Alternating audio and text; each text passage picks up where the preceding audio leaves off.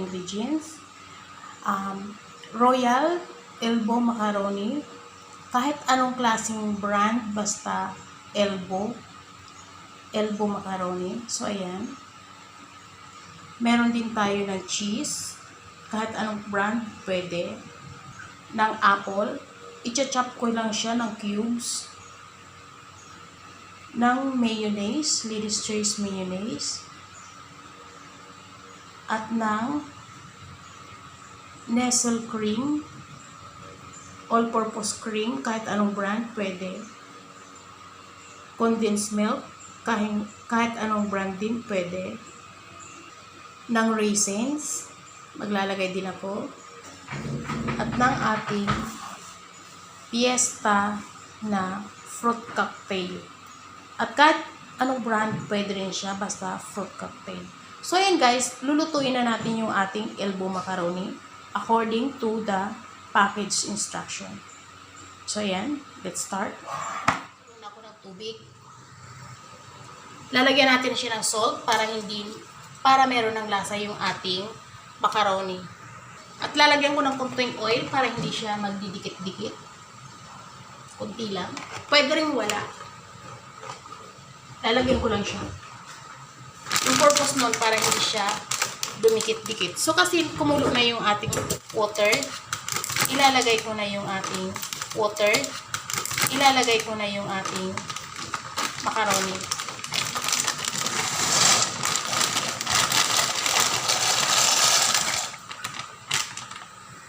At hintayin lang natin na maluto siya.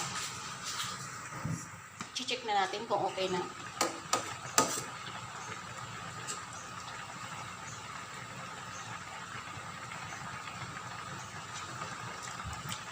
So, okay na guys. Luto na.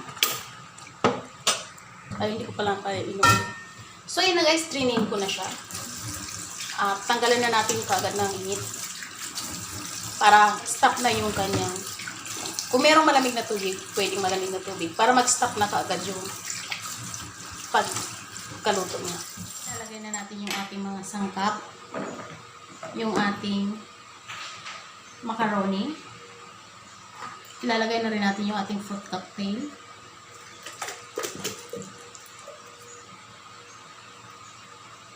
Hahalo-haloin lang natin.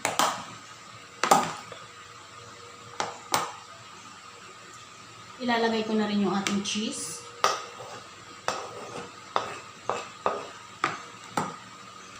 At yung ating raisins.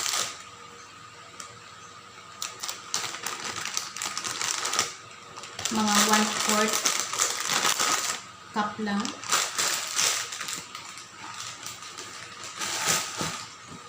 Hahalo-haloin lang natin.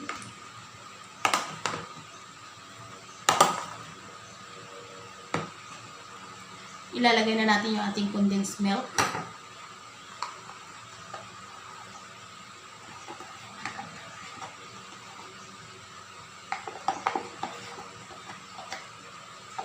So, yung condensed milk ko ay kalahati na lang to.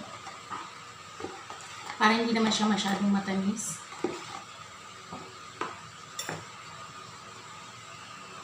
Yung ating Nestle cream, i-add na rin natin.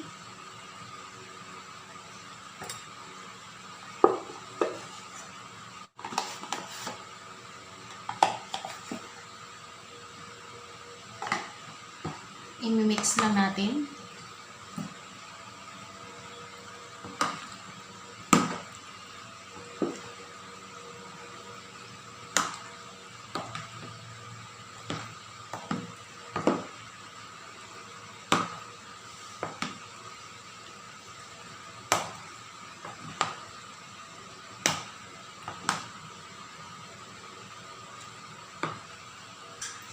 At maglalagay na tayo ng ating mayonnaise.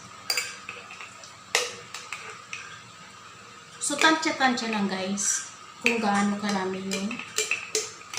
Depende sa inyong panlasa.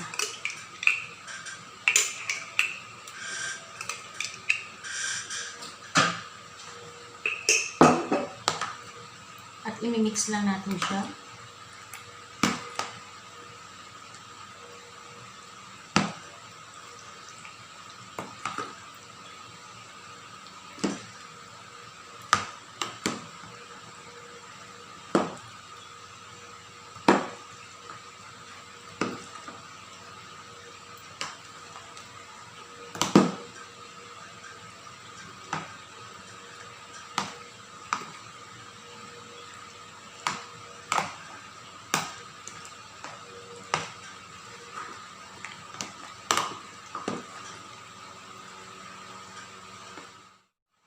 At maglalagay ako guys ng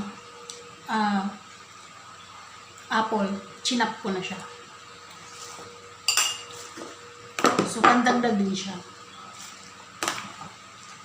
Nasa inyo yun. Optional to guys. Kung gusto nyo maglagay ng fruits, pwede rin siyang lagyan ng carrots. Yung carrots, iba-blanch nyo lang. Pwede na siyang i-add. Nasa sa inyo yun. Kung gusto niyo maglagay ng fruits, pwede rin. Kung meron ng grapes, pwede rin mag-add.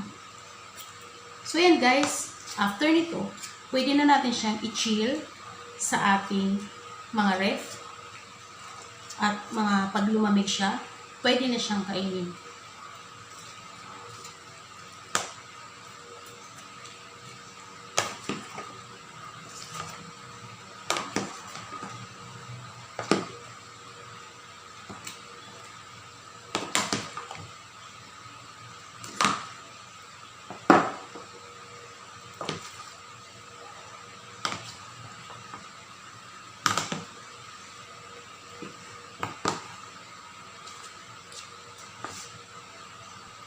So, yun guys, titikman na natin kung kinakailangan pa natin mag-add ng ating sangkap. Kung hindi na, ipipreach na natin.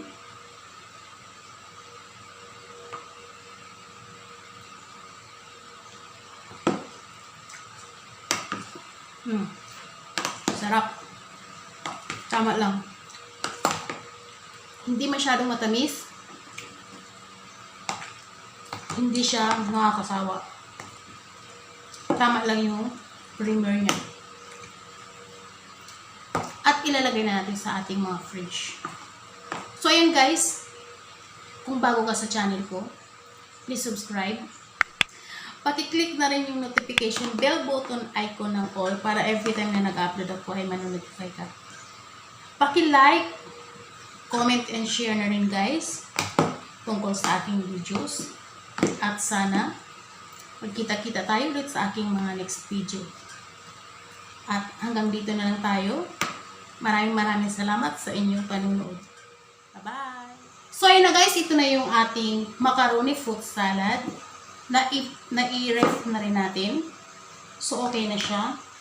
Tignan nyo yung itsura. Napaka-creamy niya. Diba? Ang daling gawin. Sundan nyo lang yung ginawa ko.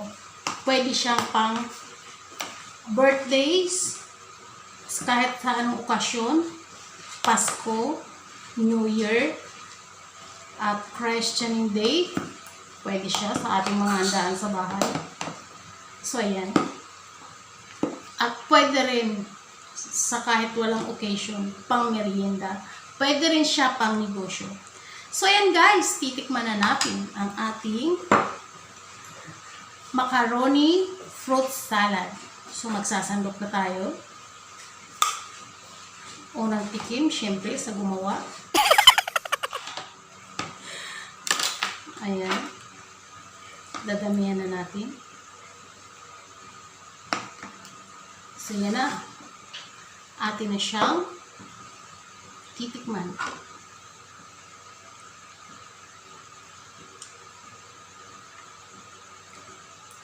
Ayan guys, ang sarap. Tamang-tama yung lasa. Guys, ito na yung ating macaroni fruit salad. So hanggang dito na lang tayo at sana magkita-kita tayo sa ating mga next video. Bye-bye!